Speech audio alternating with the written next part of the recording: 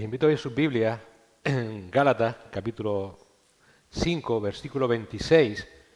Vamos a estar viendo con la ayuda del Señor desde ese versículo hasta el versículo 5 del capítulo 6. Gálatas 5, 26 al capítulo 6, versículo 5. Vamos a orar antes que nada. Señor, gracias por darnos esta nueva oportunidad de abrir tu palabra. Gracias por habernos permitido alabar tu nombre con los cánticos, Señor, con el tiempo de comunión. Y ahora permítenos, Señor, hacerlo a través de la meditación de tu palabra. Y para hacerlo como a ti te agrada, ayúdanos, Señor, a concentrarnos en ti y a no ser meramente oidores de tu voluntad, sino hacedores de ella. Entendiendo, Señor, que es tu voluntad perfecta que convierte el alma, que edifica nuestras vidas, que nos hace, Señor, acercarnos por tu gracia y misericordia más a tu vera, Señor, para poder andar junto contigo en esta vida y de esa manera, como ha sucedido siempre, poder llegar ante tu presencia, habiendo, Señor, conocido quién eres tú y conocido cuál es tu voluntad. Padre, reconocemos ante ti nuestro pecado porque en ocasiones somos inconstantes en nuestros caminos, somos olvidadizos. Perdónanos, Señor, no nos sueltes de tu mano y ayúdenos a continuar en la carrera que tenemos por delante. Que tu Espíritu Santo nos ayude en la exposición de tu palabra y que nos ayude, Señor, a ponerla en práctica cada día de nuestras vidas. En Cristo Jesús. Amén. Todos somos conscientes, o al menos así debiera ser, de que nuestra vida espiritual es una lucha continua. Es una lucha continua. Si has sido salvado por la gracia de Dios, por medio de la sola fe en Jesucristo, tu vida es una lucha sí o sí. Una lucha entre tu naturaleza aún caída en pecado y el Espíritu Santo que ahora mora en ti. Esto es lo que el apóstol Pablo nos ha hablado en el capítulo 5, versículo 16 al 25 y que hemos visto en semanas anteriores. Es la sección de las obras de la carne y el fruto del Espíritu Santo. Esta realidad desmonta la falsa idea de que ser salvado por el Señor supone el fin de la lucha contra el pecado o la ausencia de problemas en nuestras vidas. Más bien es todo lo contrario, porque ahora existe una lucha que nunca antes había existido en nuestras vidas.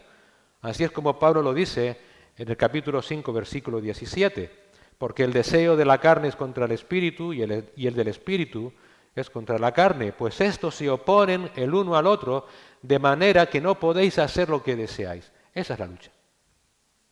Ahora, como hijos de Dios, por su gracia, tienes nuevos deseos y afectos que se dirigen a querer honrar y agradar en todo a Dios, pero tu carne querrá oponerse a ello y por esta razón deberás vivir el resto de tu vida haciendo morir cada día los deseos pecaminosos de tu carne, colaborando de manera activa con la obra del Espíritu Santo en ti, para que éste siga perfeccionando cada día su fruto. Así lo dice Pablo en los versículos 24 y 25 del capítulo 5. Pues los que son de Cristo han crucificado la carne con sus pasiones y deseos. Si vivimos por el Espíritu, andemos también por el Espíritu. Así que todos los creyentes debiéramos ser conscientes de que estamos en esa lucha. Todos debiéramos ser realistas de que cada día es una lucha contra nuestro pecado. La cuestión es si también somos conscientes de que esta misma lucha se da en todos los hermanos. Eso es más difícil. De que todos los creyentes estamos en el mismo barco. De que la lucha contra el pecado no es solo mi lucha. Por esta realidad, de que es la lucha de todos, una de las más falsas expectativas que solemos crearnos de las iglesias es que en ella solo brilla el amor, la paz, la armonía y que está formada por personas salvadas y ya perfectas. Esta expectativa es radicalmente falsa. La imperfección sigue siendo una realidad entre los creyentes y esa imperfección nos va a acompañar siempre mientras vamos camino a la gloria. Bajo esta premisa, resulta contradictorio, por tanto, exigir que las iglesias compuestas por seres humanos imperfectos que luchan contra su pecado alcancen en esta vida un estado de perfección inalcanzable. No obstante, a menudo esto es lo que tendemos a exigir. Y por esta razón es lo que tendemos a proyectar en nuestras congregaciones. Tendemos a proyectar una imagen idealizada que no refleja la realidad interna de nuestras vidas. En ocasiones hemos elevado esas expectativas a un nivel tan ideal que muchos creyentes buscando ese nivel perfecto saltan de iglesias en iglesias buscando infructuosamente la iglesia perfecta donde reunirse y viven frustrados en esa búsqueda porque sus hermanos no son tan perfectos como ellos se consideran a sí mismos. Además, esta errada expectativa de perfección también puede tener consecuencias nefastas en la dinámica interna de la misma iglesia. Los miembros se ven presionados a mantener una imagen de éxito y pureza espiritual que no solo es difícil de sostener, sino que incluso puede llevar a la hipocresía. Por eso, tristemente, es común observar cómo se ocultan las luchas personales, los problemas o cualquier tipo de conflicto interno en un intento por preservar esa fachada de perfección. Esto crea también un ambiente poco saludable dentro de las iglesias, donde la autenticidad es desplazada o ha sido desplazada por una falsa apariencia. Por otra parte, este enfoque de perfección puede resultar en un daño significativo porque muchos creyentes que no llegan a ese nivel aparente de perfección que otros proyectan pueden llegar a no considerarse dignos del amor de Dios, ni de ser parte de una iglesia local. Esta situación tiene un impacto profundo en la manera en que muchos cristianos viven cargados con cargas que no pueden soportar. Por estas razones es esencial reconocer que la iglesia es una comunidad formada por personas imperfectas, en la que todos hemos sido salvados solo por la gracia de Dios y solo por la fe en Jesucristo y solo por sus méritos y no por los nuestros ni por nuestra vida perfecta. Este es el eje central de la carta a los Gálatas. Por eso es también esencial recordar que cada día todos somos sostenidos en nuestras luchas espirituales por la misma gracia, por el mismo amor y por la misma misericordia del Señor que nos salvó. Y por eso es también esencial reconocer que todos debemos expresarnos los unos a los otros y de manera palpable la misma gracia, el mismo amor y la misma misericordia que recibimos de Dios cada día. La iglesia, como dijo un hermano hace ya un tiempo, es el refugio de todos aquellos que cansados y cargados de sus pecados han venido a Cristo en busca de su paz y perdón. Hemos sido atraídos por su gracia salvadora y transformadora. Por eso la iglesia debe recordar su propósito principal, predicar la palabra de Dios para el perdón de pecados y la reconciliación con Dios, y para que así crezcamos en nuestra relación de amor con Dios y de amor los unos con los otros, que son los dos grandes mandamientos. El apóstol Pablo, acabando la carta a los Gálatas, nos recuerda todo esto. Después de explicar las obras de la carne y el fruto del Espíritu, y posiblemente porque en aquel momento algunos Gálatas pudieran considerarse más espirituales que otros, porque andaban más en el Espíritu y otros más en la carne, hace una pequeña parada en seco y habla de la lucha intensa que hay en el creyente y nos exhorta a llevarnos las cargas los unos a los otros. Nos exhorta a ayudarnos en nuestras luchas diarias contra el pecado que aún está presente en nosotros. Nos exhorta a cuidarnos mutuamente y a hacerlo en amor. Sobre todo cuando alguno es sorprendido públicamente en algún pecado. Nos exhorta a levantar a ese hermano caído, nos exhorta a sostenerle y nos exhorta a edificarle, recordándonos además que al final todos y cada uno de nosotros tendremos que dar cuenta a Dios de cuál ha sido nuestra relación personal con Él. Esta es la vida real de una iglesia que vive mostrando el fruto del Espíritu Santo. Los ejes centrales es el amor y el perdón, y no la perfección. Eso es lo que evidencia que una iglesia vive en el fruto del Espíritu Santo. Esta sección que dijimos antes va desde el versículo 26 del capítulo 5 al versículo 5 del capítulo 6. Pablo nos va a dar 3 puntos que nos ayuda a entender cómo vivir como iglesia en el fruto del Espíritu Santo y no en las obras de la carne. Primer punto, versículo 26, nos dirá cómo no debemos vivir entre nosotros. Cómo no debemos vivir entre nosotros. El segundo punto, que va del versículo 1 al versículo 3 del capítulo 6, nos dirá cómo debemos tratar al hermano caído en pecado. Y el tercer punto, que está en los versículos 4 y 5, nos advertirá que al final todos tendremos que dar cuenta a Dios no de lo que hicimos con los demás, sino de cómo ha sido nuestra relación personal con Él.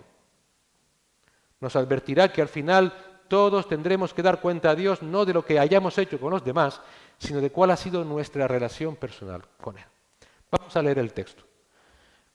Empiezo por Gálatas 5, versículo 26 y acabo en el capítulo 6, versículo 5. Voy a leer la versión de las Américas, pero muy parecida a la versión de las 60. Dice la palabra del Señor: no nos hagamos vanagloriosos, provocándonos unos a otros, envidiándonos unos a otros.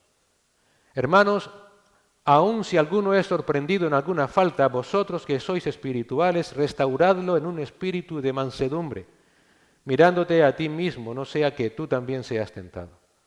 Llevad los unos las cargas de los otros y cumplid así la ley de Cristo. Porque si alguno se cree que es algo, no siendo nada, se engaña a sí mismo. Pero que cada uno examine su propia obra, y entonces tendrá motivo para gloriarse solamente con respecto a sí mismo y no con respecto a otro, porque cada uno llevará su propia carga. ¿Cómo no debemos vivir entre nosotros? ¿Cómo no debemos vivir entre nosotros?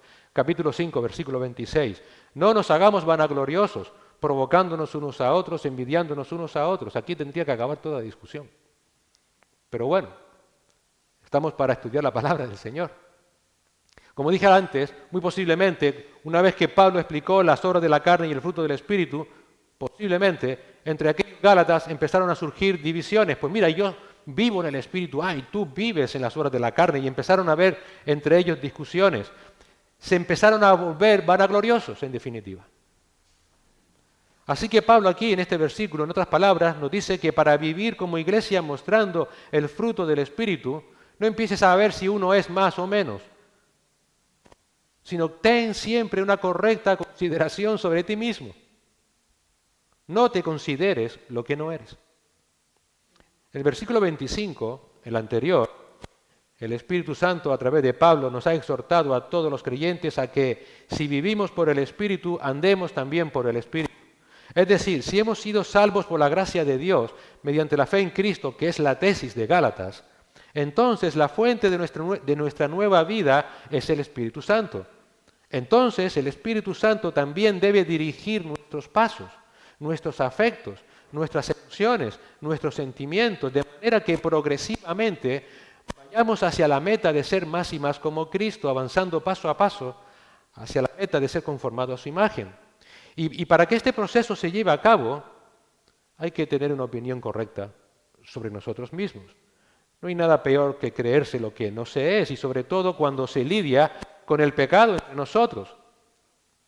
Lo primero que debemos es quitar de nosotros toda arrogancia, toda soberbia, todo orgullo. Pablo dice, no nos hagamos vanagloriosos. En otras palabras, no lleguemos a ser, no nos convirtamos o nos convenzamos a nosotros mismos de lo que realmente no somos, más santos y espirituales que otros creyentes. No tengamos una opinión de nosotros mismos que no se ajusta a la realidad bíblica de que todos somos igual de pecadores y todos estamos en el mismo barco luchando contra el pecado. No seamos tan vanagloriosos. Hay un peligro real, y es cuando se llega al punto de cierta madurez espiritual y uno comienza a percibirse a sí mismo como alguien distinto al resto de hermanos. Quizás debido a que ha tenido el privilegio de recibir una buena enseñanza, quizás debido a que ha tenido el beneficio de buenos maestros, que ha recibido un buen legado espiritual, quizás debido a que nunca ha sido muy desobediente y han caminado más que bien con el Señor. Estas situaciones, que no son malas en sí mismos, si no son manejadas con temor delante de Dios, pueden llevar a un menosprecio hacia aquellos que creemos no están al mismo nivel de madurez que nosotros. Y se les comienza a ver con desdén. Nos empezamos a relacionarnos con ellos con una falsa humildad, como si esas personas debieran dar gracias de poder estar a nuestro lado. La palabra griega traducida aquí como vanaglorioso habla de alguien que tiene un sentimiento falso o fingido de amor. Y cuando uno se considera a sí mismo como más santo y espiritual que otros, es inevitable que tarde o temprano acabemos provocándonos unos a otros, que es lo segundo que no debemos hacer. El verbo griego traducido como provocar se utilizaba comúnmente en el ámbito de las batallas, en las competiciones atléticas también. Y se usaba básicamente para incitar, para instigar a los contrincantes. Y para conseguir ese objetivo se destacaba la cobardía del contrincante para provocarle a luchar. Esto lo vemos cuando hay dos contendientes a luchar en un combate de boxeo, como en la presentación se están retando, se retan. O también en aquella época en los atletas se destacaba y se menospreciaba el físico del oponente para que ese oponente se sintiera amedrentado y no rindiera lo suficiente. En definitiva, es una palabra que se usaba para destacar lo peor del otro para provocarlo, para incitarlo, para desmerecerlo. Cuando uno se considera a sí mismo como más santo y espiritual que otro, hay otro peligro real, y es empezar a desmerecer al hermano. ¿Y cómo se hace? Empezando a señalar los pecados de esos hermanos y a destacar lo bueno que hay en nosotros. Ese es el punto aquí. Ese es el punto de no provocarnos unos a otros. Pero ¿tú te has fijado en Miguel? ¿O tú te has fijado en fulanito, en menganito? Menos mal que yo no soy así. ¿No te recuerda esto al fariseo famoso que iba camino al templo? Señor, gracias porque yo no soy como el resto de... Esta actitud solo puede llevar a tener sentimientos falsos o fingidos de amor hacia los demás.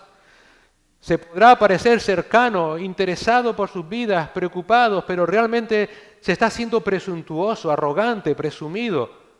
Siempre son los demás los que se equivocan, siempre son los demás los que pecan, siempre son los demás los que crean problemas. Se hacen comentarios tipo como pensábamos que alguno del resto iba a crear problemas, o cuidado con tal o cual hermano siempre anda buscando problemas, o yo siempre hago lo mejor por mis hermanos, etcétera, etcétera, etcétera. Para esas personas todos son creadores potenciales de problemas menos ellos. Ellos se consideran a sí mismos como jugadores de otra liga espiritual superior. A su entender, solo ellos son los que siempre hacen todo bien, nunca se equivocan y por eso aparentan ser los que tienen mejores matrimonios, son los que más y mejor soportan a sus cónyuges, son los que siempre toman las mejores decisiones, son los que mejor hacen sus trabajos, ministerios, son los más excelentes en todo. Creen que si ellos no están, todo fracasará. Nada será bueno porque el resto simplemente son los que siempre fallan, los que siempre se equivocan, los que siempre se dejan seducir por el pecado, los que siempre causan problemas. Ellos nunca, nunca. Y esa forma de pensar erradamente de sí mismos, como dice un autor, solo busca tapar sus propias miserias apuntando a las miserias de los otros, para que así las suyas pasen desapercibidas, como si sus miserias no fueran tan graves. Esta actitud lleva inevitablemente a lo tercero que no debemos hacer si queremos mostrar el fruto del Espíritu. No debemos ser vanagloriosos, no debemos de provocarnos, de incitar, de manifestar el pecado de los demás y no debemos envidiarnos unos a otros. La palabra griega traducida aquí como envidia es el sentimiento de disgusto producido al ser testigo u oír de la prosperidad de otros. Dicho de otra manera, cuando un creyente va por la vida mostrando lo que no se es, mostrando una aparente perfección, sea en las vidas personales, espirituales, matrimoniales, laborales, ministeriales, ¿sabes lo que va a provocar eso? Que los otros hermanos digan, yo quiero ser como él. Va a provocar que otros hermanos sientan envidias de ellos. Quieren ser tan perfectos como son ellos. Envidian sus matrimonios perfectos, sus vidas perfectas, sus ministerios perfectos. Y por eso en ocasiones dentro de las iglesias se dan tristes casos de envidias, hermanos que siempre están envidiando la posición de los perfectos. Y esa envidia solo lleva a un sitio, a la hipocresía. Porque para lograr esa posición empiezo a ocultar mis luchas personales. los problemas o cualquier tipo de conflicto interno en un intento por preservar una fachada de perfección de tal manera que consiga llegar a donde otros hermanos han llegado. Y esto crea, obviamente, un ambiente poco saludable en la iglesia, porque al final esa autenticidad se desplaza por esa falsa apariencia, como dijimos al principio. Y esta jactancia, este vivir de esta manera, que no debemos vivir así, es tan pretenciosa, es tan soez, es tan terrible, que incluso los que viven de esa manera llegan a pensar de ellos mismos que nunca llegarán a ser como dice Pablo. Uy, menos mal que yo no soy así, menos mal que no voy allí, no voy aparentando lo que no soy. Uy, menos mal que yo no actúo de esa manera. Uy, sabes, yo nunca lo he hecho y nunca lo voy a hacer. No, yo no voy por la vida, y menos con mis hermanos, aparentando lo que no soy. Mentira. Mentira. Todos, o hemos sido así, o estamos siendo así, o estamos en el riesgo de vivir así. Y dices tú, pero ¿por qué esa seguridad? Porque hasta el apóstol Pablo decía, yo puedo ser igual. Fíjate que este versículo lo escribe en plural, él se incluye. No nos hagamos, dice. No dice, ustedes no se hagan. No nos hagamos vanagloriosos, provocándonos unos a otros, envidiándonos unos a otros. Él se pone dentro del mismo saco. Yo puedo acabar así. No seas tan pretencioso de decir, ¿sabes qué? Yo nunca voy a vivir de esa manera. Cuidado. Ese es el primer paso para saber que estás viviendo ya de esa manera.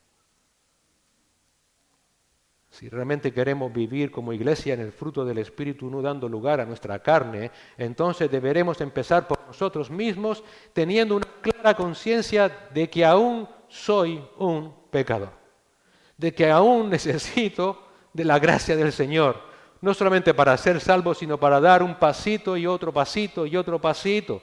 No podemos tener otra consideración acerca de nosotros mismos. ¿Qué dice Pablo en Romanos 12:3? Bueno, ¿qué dice Dios en Romanos 12:3?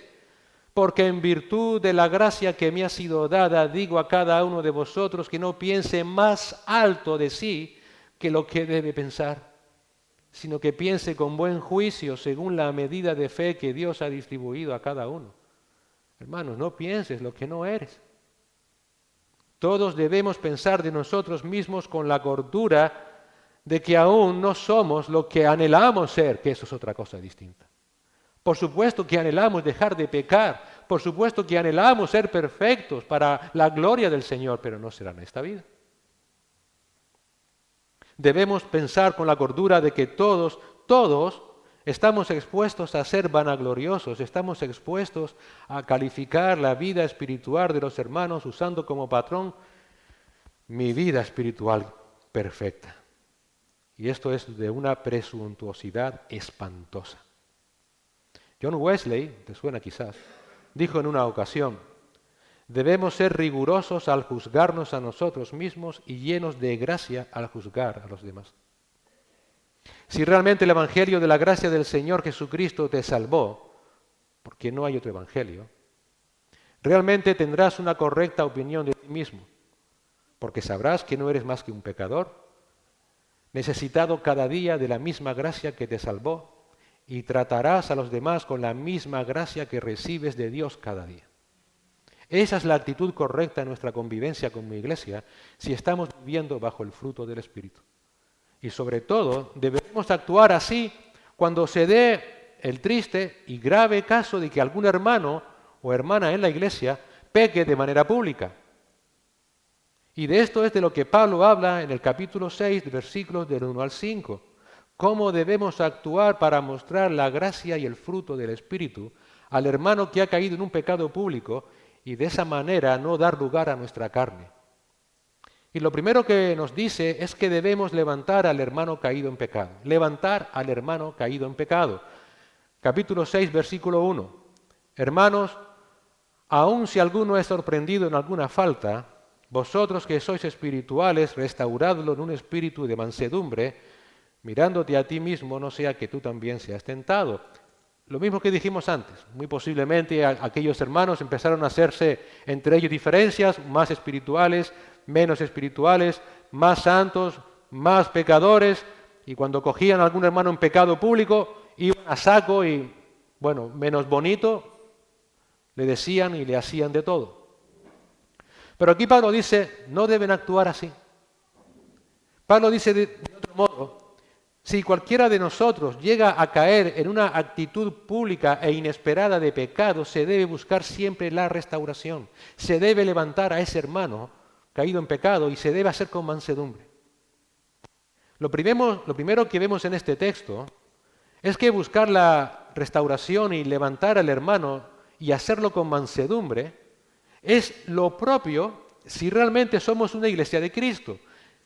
Es lo propio si realmente somos parte de la familia de Dios. Es decir, no es algo excepcional. Fíjate cómo comienza Pablo esta exhortación. ¿Cómo se dirige a los Gálatas? ¿Qué les dice? Hermanos.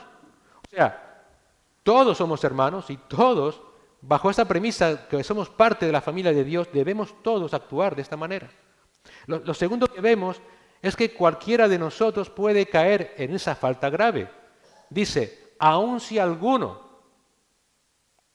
Por tanto, segunda consideración, para poder ayudarnos con mansedumbre, hay que entender que nadie está exento de caer. Lo tercero que vemos es que esa falta en la que todos podemos caer es un pecado público e inesperado.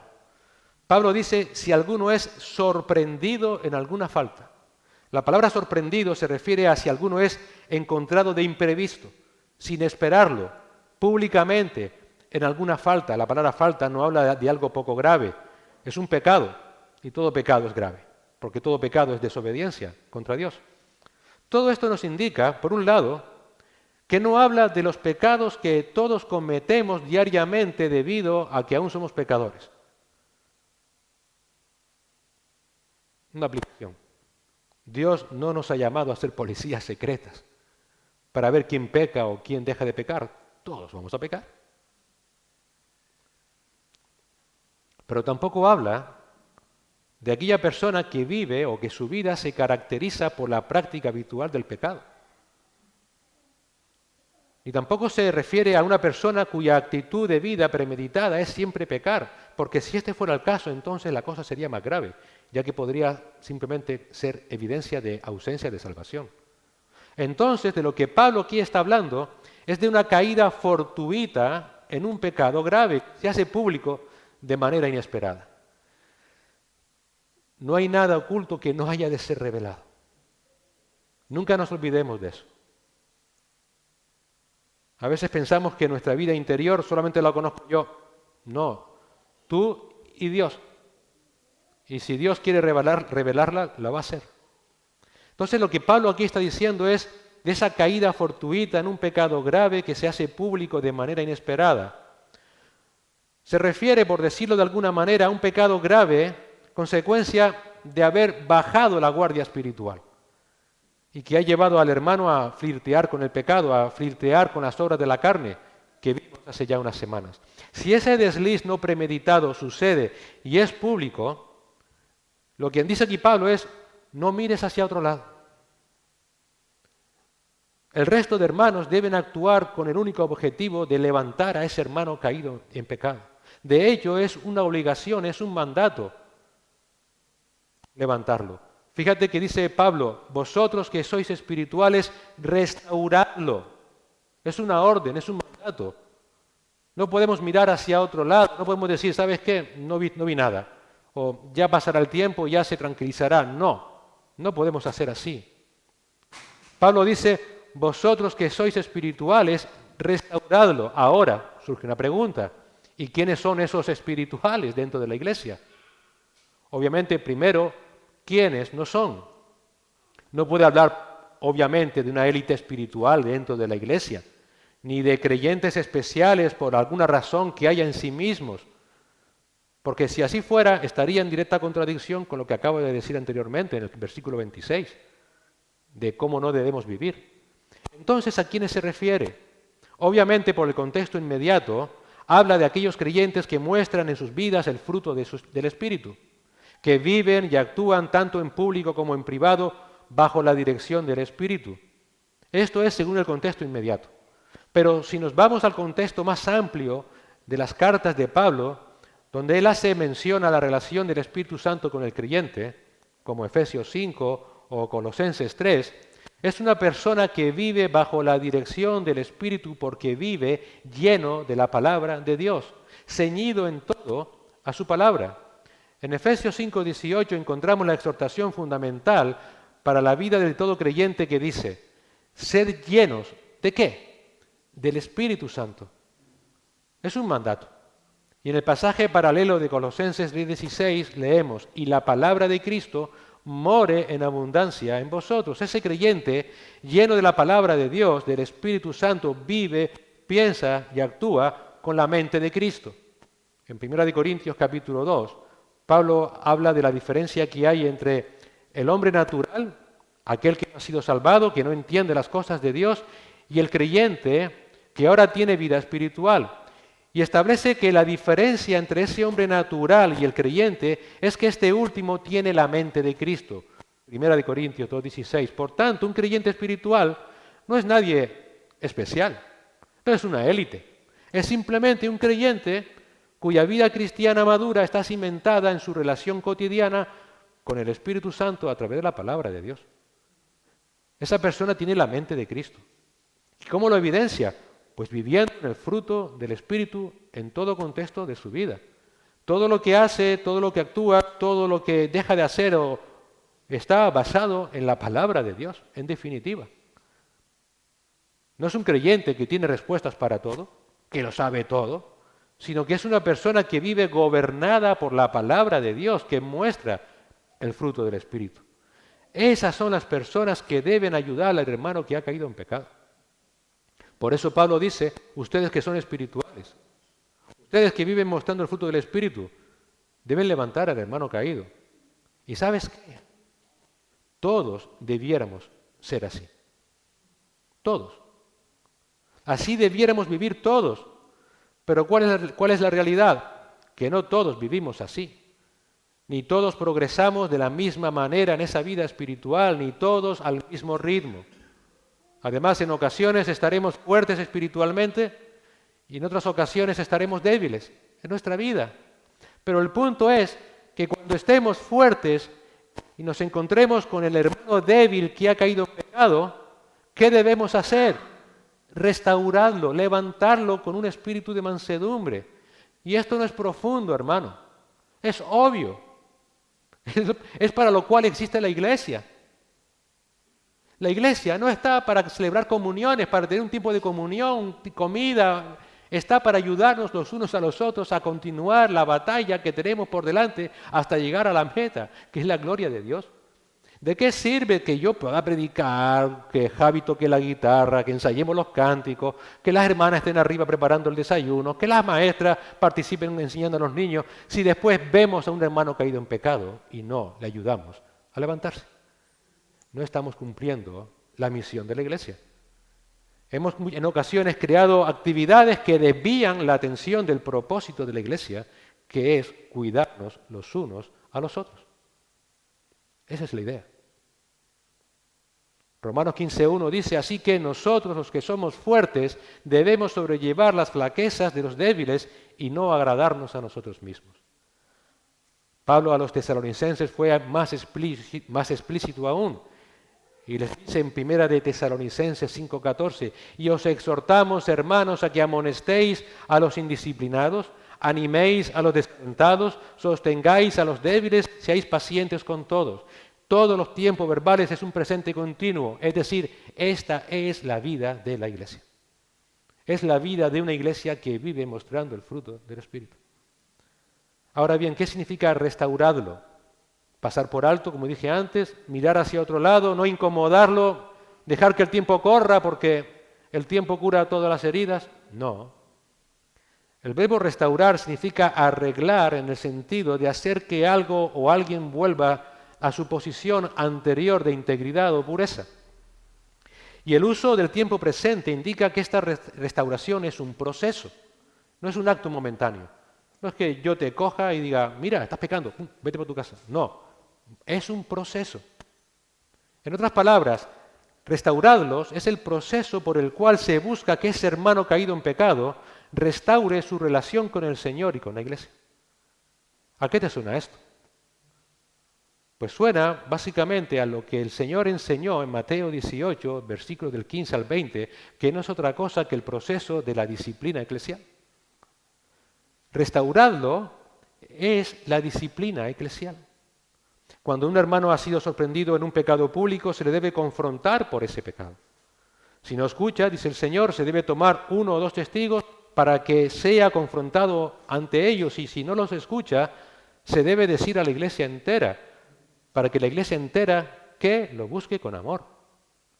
Pero si esa persona no escucha a la iglesia, entonces esa persona debe ser tratada como una persona ajena a la iglesia. ¿Hasta cuándo? Para siempre, ¿no? Hasta el momento en que se arrepienta, que es lo que se busca. Y si se arrepiente, se debe restaurar a la comunión de la iglesia. Y este proceso de restauración, dice Pablo, debe ser llevado a cabo en un espíritu de mansedumbre. Es decir, se debe hacer de manera gentil, suave, amorosa. En otras palabras, se debe hacer con la misma gracia que hemos recibido del Señor cuando nos salvó. Así que la restauración, el propósito de la disciplina eclesial de ese hermano que cayó de manera inesperada en ese pecado público, es que vuelva a una correcta relación con el Señor y con la iglesia. Eso es levantarlo. Vuelve a donde te has caído. Confiesa ese pecado al Señor. Y todo esto se debe hacer de manera gentil y amorosa. Por tanto, no debemos ver la falta del hermano solamente como el quebrantamiento de una norma que merece castigo, así hacían los fariseos, ni la disciplina se debe ver como un acto condenatorio, sino como la oportunidad de actuar como Cristo, alentando con amor al hermano a arrepentirse y reconducir su relación con Dios. Son situaciones en las que si algo debe ser expuesto, es el carácter de Cristo. Cristo es el modelo a seguir. No disculpando el pecado del hermano, sino confrontándolo con amor, orando por él e intercediendo delante de Dios por su restauración espiritual.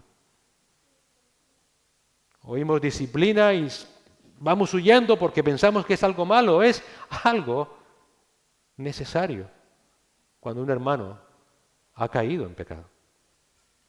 Recordando además en ese momento de mirarte a ti mismo, dice Pablo, no sea que tú también seas tentado. En otras palabras, se debe buscar con amor la restauración del hermano, buscar levantar al hermano, recordando ciertísimamente de que tú podrías estar en su lugar, porque nadie está exento de caer en pecado.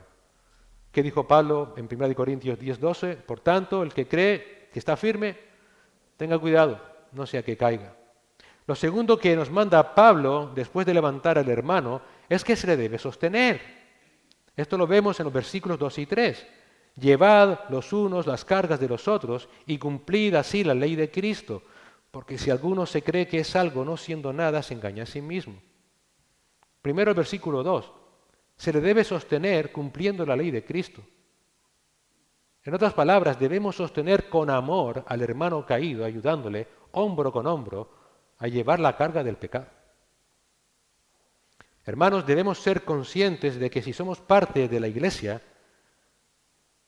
como dije antes, no es simplemente para pasar un buen tiempo de comunión, es para ayudarnos, es para levantarnos, es para sostenernos los unos a los otros en nuestras luchas contra el pecado que aún está en nosotros. Si esto no se cumple, no estamos cumpliendo el propósito principal que internamente tenemos como iglesia. Externamente tenemos que llevar el Evangelio. Hacia arriba tenemos que glorificar a Dios, pero internamente entre nosotros debemos sostenernos, hermanos. Debemos sostenernos cuando estamos luchando contra nuestro pecado. Y esto tiene una lección paralela, y es que el sobrellevar la carga del pecado de manera individual, haciéndolo anónimamente, es una actitud suicida espiritualmente hablando. En ocasiones el pecado es tan duro que vamos a necesitar no solamente ser restaurados, sino sostenidos por otros hermanos para poder sobrellevar esa carga. Por eso mantener una fachada de perfección cuando por dentro el pecado me está carcomiendo es, permítame la expresión, una estupidez profunda.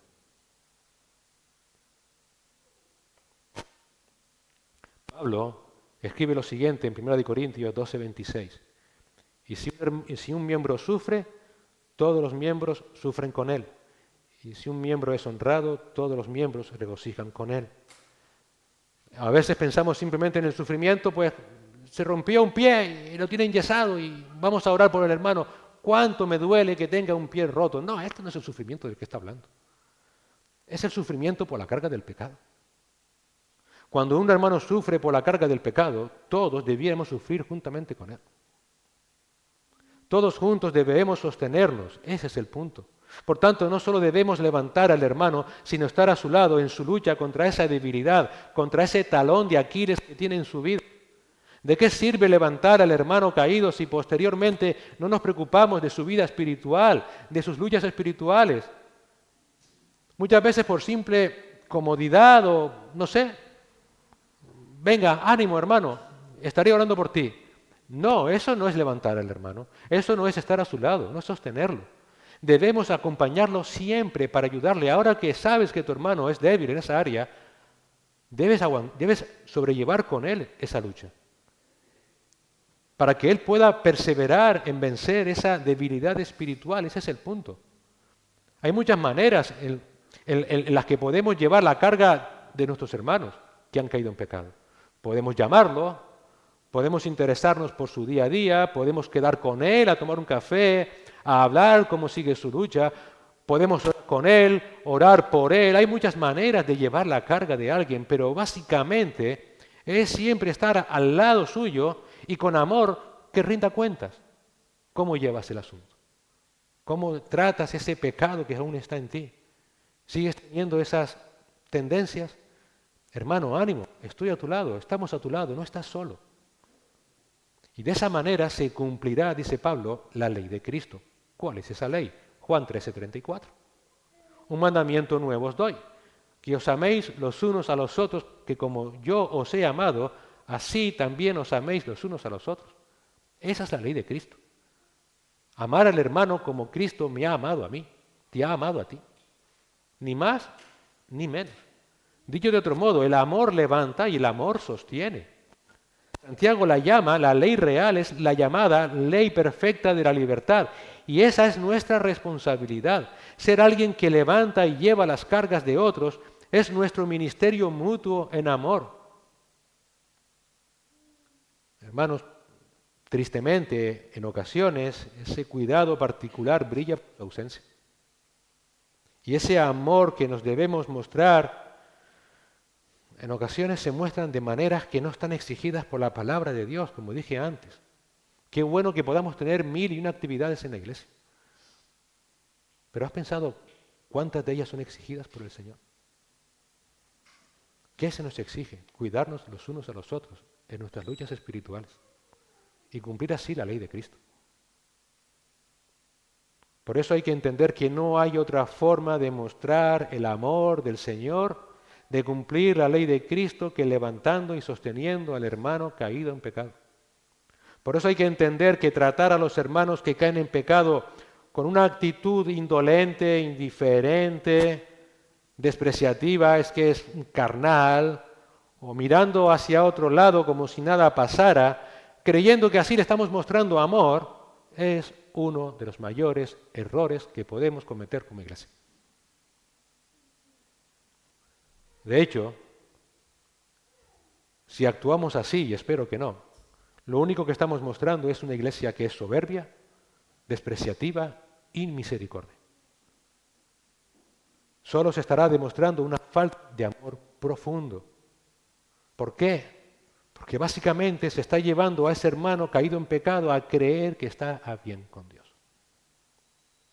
Y no hay nada peor que podamos hacer que eso, que alguien salga de aquí pensando, estoy a bien con Dios, cuando no es el caso. Lo segundo que debemos hacer para sostener al hermano caído en pecado es tener los pies en el suelo respecto de nosotros mismos. Versículo 3. Porque si alguno se cree que es algo no siendo nada, se engaña a sí mismo. En otras palabras, deberemos acompañar al hermano para sostenerlo, pero hacerlo de igual a igual. Ven, yo soy el anciano, el pastor de iglesia, y vamos a hablar de pastor a oveja. No. Respuesta, no. O yo el bueno voy a ayudar a el malo de mi hermano que ha pecado. No. De igual a igual. Una de las claves en la consejería es que cuando los hermanos te cuentan sus luchas, sus pecados, en ocasiones las expresiones de la cara dicen mucho. ¿Te asombraste? No, no. Hay que entender que, claro que te entiendo, si tú supieras de mí. Spurgeon decía, no me molesta lo que opinen de mí, yo soy peor de lo que la gente piensa. Pablo decía de sí mismo, antes hablaba con Toñi, y se lo decía, yo soy el primero de los pecadores, cuando yo me cuente con Pablo vamos a tener una discusión al respecto. Eso es de igual a igual. Esto no es cuando vamos a ayudar al hermano a levantarse y a sostenerse a una relación entre el bueno y el malo, el superior al inferior, no. Pero ¿sabes qué? Tristemente vivimos en una sociedad donde la vida de otras personas se ha convertido en el espejo donde comparamos la nuestra. Por ejemplo, si me quiero sentir bien conmigo mismo, si me quiero sentir bien conmigo mismo y sentirme mejor persona quizás que otras, lo único que tengo que hacer es salir a la calle y buscar a alguien que esté peor que yo. Es muy simple. Por ejemplo, si veo a un alcohólico tirado en la calle y me comparo con él, ¿cómo? Ya me siento bien, no estoy en ese lugar, no soy tan mala persona como esa persona. Obviamente no creo que nadie aquí haga eso. Eso espero. Pero así es nuestra sociedad, ¿cierto? Obviamente, el creyente no debe actuar de esa manera. Si el creyente, si tú y yo debemos compararnos con alguien, ¿con quién es? Con Cristo. Él es nuestro estándar. Juan nos da la respuesta, nos lo dice en 1 de Juan, capítulo 2, versículo 6. Si decimos que permanecemos en Él, ese Él es Cristo, debemos andar como Él anduvo, debemos andar como Cristo anduvo. Dicho de otra manera, si digo que soy cristiano, debo compararme con Cristo para saber si vivo como Él. Cristo es con quien debo compararme y con nadie más, y mucho menos con mi hermano caído en pecado. ¿Y sabes qué sucede cuando nos comparamos con Cristo? Que somos hallados, ¿qué? Nada. Pablo dice, no somos nada. Eso es lo que todos somos, nada. Por tanto, si durante el proceso de disciplina y de sostener al hermano caído en pecado no le mostramos que estamos igual en su misma situación, que le amamos, que le queremos alentar, animar y le mostramos ternura, compasión, amor, que es lo mismo que Cristo nos ha dejado para que le imitemos, entonces, ¿qué somos? Si Cristo me ha tratado con compasión, con ternura, con amor, no puedo actuar con mi hermano caído en pecado de otra manera. No puedo actuar de manera despreciativa, intransigente, dura y misericordia. Si actuamos así, nos estamos creyendo que nuestra vida espiritual es mejor que la de Él. ¿Y sabes qué? Nos estaremos engañando a nosotros mismos, porque si alguno se cree que es algo no siendo nada, se engaña a sí mismo. Quien actúe así no tiene los pies en el suelo, es un engreído que está andando en las obras de la carne y no en el fruto del Espíritu. Obviamente nunca va a estar capacitado para ayudar a ningún hermano caído en pecado, sino que más bien va a necesitar ser ayudado porque él mismo habrá caído en el pecado del orgullo, que lleva a las enemistades, pleitos, celos, enojos, rivalidades, disensiones, sectarismos, que ya vimos que son las obras de la carne o parte de las obras de la carne. Debemos, por tanto, ser conscientes, si queremos ayudar a levantar y sostener al hermano caído en pecado, de que nosotros no somos más que ellos, ni mejores que ellos, y solamente aquellos que tengan esa correcta visión de sí mismos son los que van a actuar de manera tierna, siendo humildes, mansos, compasivos, serviciales hacia ese hermano. Solo aquellos que realmente tienen esa correcta visión de sí mismos, que son nada, saben que si se mantienen en pie, solamente es por la gracia del Señor. Por tanto, debemos mostrar el fruto del Espíritu con los hermanos que puedan haber caído en pecado. Así es como debemos vivir como iglesia si queremos mostrar el fruto del Espíritu. Debemos entender cuando nos miremos los unos a los otros que todos somos pecadores, que estamos en la misma lucha, que aquí no hay nadie mejor que otro, y que cuando un hermano cae debemos levantarlo, sostenerlo con todo amor, toda paciencia, toda compasión, en todo tiempo, preocupándonos por él, por su relación con el Señor, orando por él, visitándole, ayudándole en sus debilidades. Así es como debemos vivir como iglesia, porque esa es la misión que tenemos como iglesia. Ahora bien, Pablo hace una advertencia final, versículos 4 y 5. Y la advertencia podemos resumirlo de la siguiente manera: que nadie piense que por vivir ayudando a levantar y sostener al hermano caído en pecado ya está viviendo en una relación correcta con Dios. Podríamos resumirlo así. Vamos a leer la advertencia. Versículos 4 y 5. Pero que cada uno examine su propia obra, y entonces tendrá motivo para gloriarse solamente con respecto a sí mismo y no con respecto a otro, porque cada uno llevará su propia carga. Aquí vemos otro peligro real, y es estar tan centrado en ayudar a otros a tener una correcta relación con Dios que nos olvidamos de tenerla nosotros. Esto es un peligro real. Estamos tan centrados en ayudar a otros a tener una correcta relación con Dios que nos olvidamos de tenerla nosotros. O dicho de otra manera, podemos acabar creyendo que estoy a bien con Dios porque ayudo a otros a estar a bien con Dios. Y no, en absoluto, no es así. Si te fijas en estos versículos, Pablo aquí está hablando de un futuro, no del presente. Todos los verbos, menos el primero es examinar o examine, los dos restantes, que son tendrá y llevará, están en futuro.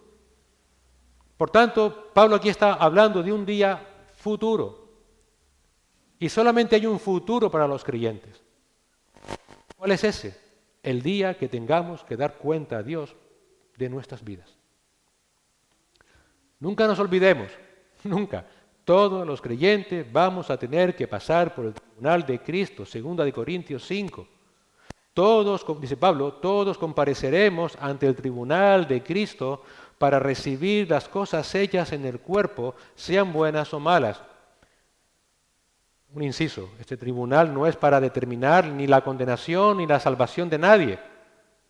Allí vamos a estar solamente los creyentes, que ya somos salvos por la gracia de Dios, mediante la fe en Cristo, sino que es un tribunal para evaluar cómo ha sido nuestra relación personal con el Señor, por cómo hemos vivido mientras estuvimos en esta vida, en este cuerpo.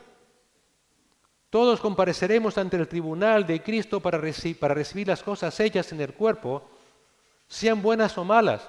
El punto es que cada creyente que ha sido salvado por la gracia de Dios, por medio de la fe en Cristo, es plenamente responsable ante Dios de haber tenido o no una correcta relación con Él mediante el fruto del Espíritu Santo. De esa relación personal dependerán las recompensas que Dios tiene preparadas para todos aquellos que le aman. Por tanto, el día que te presentes delante del Señor, allí solo valdrá lo que respecta de ti mismo en tu relación personal con el Señor. Por eso Pablo dice que cada uno examine su propia obra, su propia vida, y entonces tendrá motivo para gloriarse cuando se presente delante de Dios y reciba las coronas, solamente con respecto a sí mismo. No ignores que en aquel día no te vas a poder gloriar de lo que hayas logrado en la vida de otros. Tú no vas a llegar allí y decir, Señor, ¿sabes qué? Si tú supieses a cuánta gente traje a la iglesia, a cuánta gente le prediqué el Evangelio, tú no sabes a cuánta gente llamé, me preocupé cuando pecaban, a cuántas consejerías hice. Y el Señor te dirá, sí, pero ¿sabes qué? Tú y yo no teníamos relación. No teníamos relación. A mí no te estoy preguntando lo que hiciste con otros. ¿Y tú y yo? Repito, somos salvos por gracia. Esto no va a hacer que Dios cambie de opinión y diga, bueno, pues al infierno. No. sino que no vamos a recibir las recompensas que Dios tiene preparadas para nosotros. En aquel día no te vas a poder gloriar de lo que hayas logrado en la vida de otros como un argumento a tu favor delante de Dios. Por eso Pablo dice, entonces tendrá motivo para gloriarse solamente con respecto a sí mismo y no con respecto a otro. Porque en aquel día cada uno llevará su propia carga. En aquel día cada uno tendrá que dar cuentas de su propia vida en su relación con Cristo y no por lo que hizo en la vida de otros. Hermanos, por supuesto que debemos cuidarnos. Es la exhortación, el mandato, toda la iglesia tenemos el mandato de cuidarnos los unos a los otros, no siendo vanagloriosos, no haciendo que pequemos, no mostrando una vida que no es. Todos debemos de ayudarnos cuando en nuestras luchas contra el pecado, sí, pero no pierdas de vista tu relación personal con el Señor. No pierdas de vista tu relación personal con el Señor. Hermanos, teniendo esta advertencia que en el día del juicio cada uno deberá asumir sus propias responsabilidades, seamos prudentes. Y si hemos entendido que todos somos pecadores y que no somos mejores que nadie, y que todos podemos caer en un pecado evidente, pongámonos siempre bajo el cuidado los unos de los otros. Seamos prudentes y sabios, y si pecamos de manera escandalosa, no lo ocultemos. Confesaos vuestras ofensas los unos a los otros, dice Santiago. Si pecamos y hemos de ser disciplinados para nuestro bien, aceptémoslo. Aceptemos con humildad la corrección de vida, no creamos que por solo ayudar a otros a hacerlo, ya estoy a bien con Dios. Nunca nos olvidemos que en aquel día cada uno tendremos que dar cuenta respecto de sí mismo y no con respecto a otro. En aquel día cada uno llevará su propia carga. Entonces este es el proceso de vivir como iglesia bajo el fruto del Espíritu. Si como iglesia local queremos vivir bajo ese fruto y no dar lugar a las obras de la carne que aún están en nosotros, debemos empezar por tener una clara conciencia de que aún todos somos pecadores. No podemos tener otra consideración al respecto. Debemos ayudarnos los unos a los otros en esa lucha contra nuestro pecado. Esa es la misión interna que tenemos como iglesia. Es un llamado a la santidad. Y hacerlo por amor a Dios, obvio, y por amor a los hermanos, y así cumpliremos la ley de Cristo. Si alguno peca de manera pública, inesperada, se le deberá ayudar con amor a reconstruir su relación con el Señor. Se le deberá levantar, se le deberá sostener. Y todo esto debe ser hecho con amor, con paciencia y misericordia. Y todo esto debe ser llevado a cabo sin dejar ni por un instante de examinar nuestra relación personal con el Señor. Porque no nos equivoquemos. Nadie va a dar cuenta a Dios por lo hecho en la vida de otros, sino por su propia vida. Oremos al Señor. Señor, gracias por tu palabra y gracias, Señor, por ser tan clara que nos ayuda a entender, Señor, realmente cómo quieres tratarnos como iglesia y cómo debemos mostrar ese trato los unos con los otros. Tú mejor que nadie sabes, Señor, lo que a veces nosotros sabemos pero queremos ignorar, y es que todos somos pecadores, que aún todos estamos en ese proceso de llegar a la meta y ser perfectos como tú lo eres. Pero Señor, perdónanos porque en ocasiones nos olvidamos y exigimos una perfección que no es real. La exigimos e incluso la queremos aparentar, quizás a veces sin darnos cuenta de que realmente hacemos más mal que bien. Ayúdanos, Señor, a tener siempre una correcta consideración de nosotros mismos y también de nuestros hermanos, que todos estamos en la misma lucha, en el mismo barco, todos tenemos nuestro talón de Aquiles, todos fallamos. Ayúdanos, Señor, a preocuparnos los unos por los otros, a servirnos en ese ministerio que todos tenemos, Señor, la preocupación espiritual los unos por los otros. Y Padre, si tú permites que alguno pueda caer en ese pecado público, inesperado, ayúdanos a actuar como tú nos mandas, Señor, ayudando a ese hermano a levantarse, a sostenerse, para que pueda restaurar su relación contigo. Hacerlo cumpliendo la ley de Cristo, mostrándole amor, paciencia, misericordia.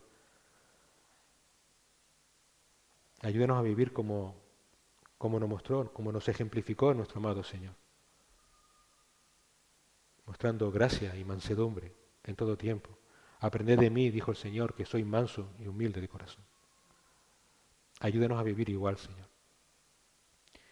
Y ayúdanos, Señor, siempre a estar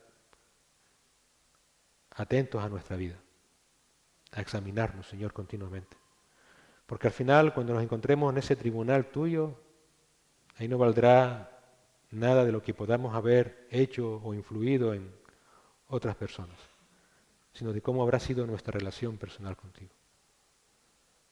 Sabiendo esto, Señor, ayúdanos cada día a examinarnos, ayúdanos cada día a confesar nuestros pecados a ti, Señor. Ayúdanos a apartarnos de caminos de impiedad. Ayúdanos, Señor, a cultivar una mente y un espíritu conforme a tu palabra, para que la mente de Cristo sea lo que nos guíe en todo. Señor, confesamos nuestra debilidad y te suplicamos que, Señor, sigas mostrándonos cada día de tu gracia, de tu misericordia. Y te agradecemos, Señor, por darnos todo y mucho y más de lo que necesitamos para esta vida, para esta piedad, para poder llegar a la meta. Gracias, Señor, por tu palabra que nos confronta, por tu palabra, Señor, que como espada de doble filo penetra hasta lo más profundo de nuestro ser y discierne nuestros pensamientos. Ayúdanos, Señor, a no cerrar nuestros oídos a ella. Gracias, Señor, por tu Espíritu Santo, y nos convence cada día de nuestro pecado, que nos sigue alentando y en ocasiones sacudiendo para que despertemos del sopor espiritual en el que podamos encontrarnos y seguir en pos de Cristo. Gracias por la iglesia local donde nos has puesto, Señor, por cada uno de los hermanos. Ayúdanos a servirnos en amor los unos a los otros. Y Padre, que aunque sea lleno de magulladuras, lleno de golpes por los avatares de la vida, que podamos un día llegar a la meta y poder, Señor, darte la gloria cara a cara por lo que has hecho por nosotros. Alabar tu nombre eternamente por habernos soportado, por haber soportado tal contradicción de pecadores contra ti mismo. Gracias, Señor. En Cristo Jesús. Amén.